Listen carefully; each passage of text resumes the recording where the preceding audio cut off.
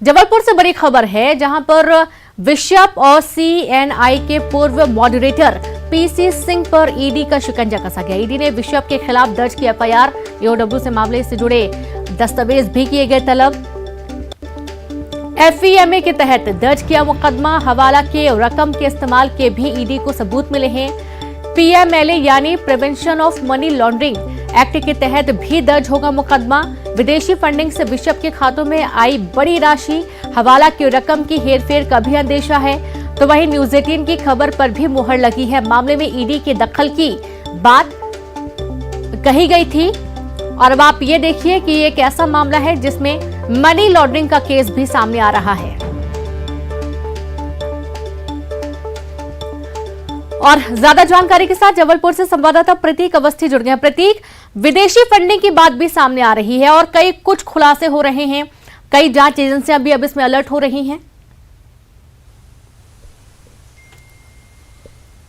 देखिए, बिल्कुल इस वक्त की सबसे बड़ी खबर यह है कि ईडी ने मुकदमा दर्ज कर लिया है। बिशप पीसी सिंह, जो कि सीएनआई यानी चर्च ऑफ नॉर्थ इंडिया के पूर्व मॉडरेटर थे, जो कि विगत दिनों उन्हें पद से हटा दिया गया था, बिशप भी थे।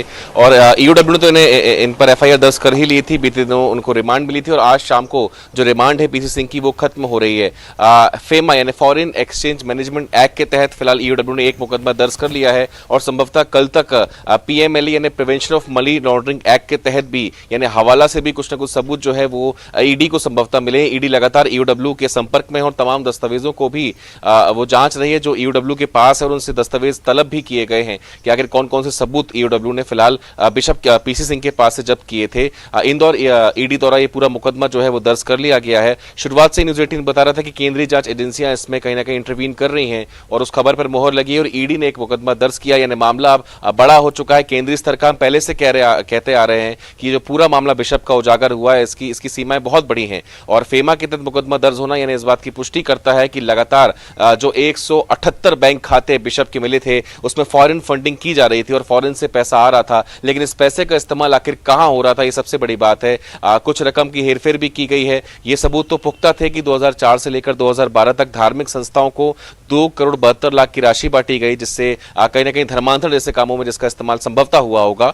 इस बात की जांच ईओडब्ल्यू कर रहा है, लेकिन ईओडब्ल्यू ने अगर दखल दे दिए तो मामला बहुत बड़ा हो चुका है, ये हम कह सकते हैं। फेमा के तहत मुकदमा दर्ज हो चुका है और पीएमएलए यानी हवाला का भी अंदेशा यहां पर है ईडी को और इसके तहत कुछ सबूत भी जो है ईडी को मिले हैं। इस लिहाज से बहुत बड़ी ये खबर है, चूंकि शिकंजा अब सीमित नहीं रहा मध्य प्रदेश तक बल्कि पूरे भारत और विश्व स्तर से इसका कनेक्शन जो है जुड़ता हुआ यहां पर दिख रहा है। रीनू जी बिल्कुल प्रतीक, जैसा कि हम देख पा रहे थे कि कुछ मुद्दे जैसे कि पहले से भी कई सारी एफआईआर दर्ज थी, धीरे धीरे पता चलता है कि ये तो कई सारे कार्यों में ऐसे अनैतिक कार्यों में लिप्त हैं जो अवैध गतिविधियां कही जाती हैं।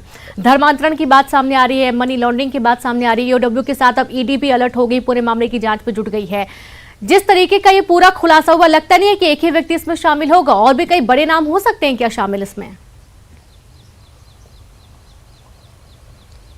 बेशक बेशक रीनू, कहीं ना कहीं एक बहुत बड़ा कॉकस, एक बहुत बड़ा सिंडिकेट हमें कह सकते हैं एक लिहाज से या अपनी शब्दावली में कि एक बड़ा सिंडिकेट इस पूरे काम में संलिप्त होगा, क्योंकि विदेश से फंड आना, लगातार बड़ी बड़ी यात्राओं पे इनका करना, चार्टर्ड प्लेन से यात्रा करना, उसकी तस्वीरें भी हमने यहाँ पर दिखाई थी। और बेशक सीएनआई एक प्रमुख पद होता है, यानी देश भर में CNI, church of north India और चर्च ऑफ साउथ इंडिया होते हैं रीनू। सिर्फ 2 ही प्रमुख लोग थे, उसमें से एक पीसी सिंह थे जिनके अंतर्गत करीब 6 से 7 राज्य आते थे। ऐसे में समझ सकते हैं बहुत बड़ा ओहदा बिशप का था। इस लिहाज से इस पद पर रहते हुए आखिर क्या कार्यस्तानी बिशप ने की है, इसका खुलासा धीमे धीमे लगातार हो रहा है। धार्मिक संस्थाओं को पैसे ट्रांसफर करना, जो स्कूल फीस यानी जो महंगे महंगे बड़े बड़े स्कूल जो इनसे संबद्ध थे, सोसाइटी से जुड़े हुए थे, उसकी फीस का इस्तेमाल आखिर कहां कहां हो रहा था, तमाम बारीकियों पर कहीं ना कहीं ईओडब्ल्यू तो नकेल कसी रही थी, जांच कर ही रही थी, लेकिन ईडी की दखल के बाद अब इसका विस्तार हो गया है और फॉरेन एक्सचेंज मैनेजमेंट एक्ट यानी फेमा के तहत जो मुकदमा दर्ज किया गया है, इसका मतलब बहुत बड़ा होता है रीनू। कहीं ना कहीं विदेशी फंडिंग लगातार जो है बिशप को आ रही थी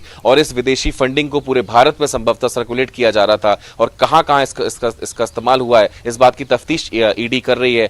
हवाला की रकम के भी सबूत जो है ईडी को मिले और संभवतः सूत्रों से जो जानकारी मिली है, ईडी आज या कल में पीएमएलए यानी prevention of money laundering act के तहत भी एक नया मुकदमा, दूसरा मुकदमा जो है वो बिशप पर दर्ज कर सकता है। न्यूज 18 सबसे पहले दर्शकों को ये खबर बता रहा है, चूंकि बिशप के मसले पर सूबे के मुख्यमंत्री ने भी संज्ञान लिया था, ईओडब्ल्यू के एसपी भी भोपाल गए थे, पूरी जानकारी जो है खुद मुख्यमंत्री शिवराज सिंह चौहान ने ली थी और अब ईडी की दखल के बाद कहीं ना कहीं मामला बड़ा होता दिख रहा है। रेणु। जी बिल्कुल, वाकई में। और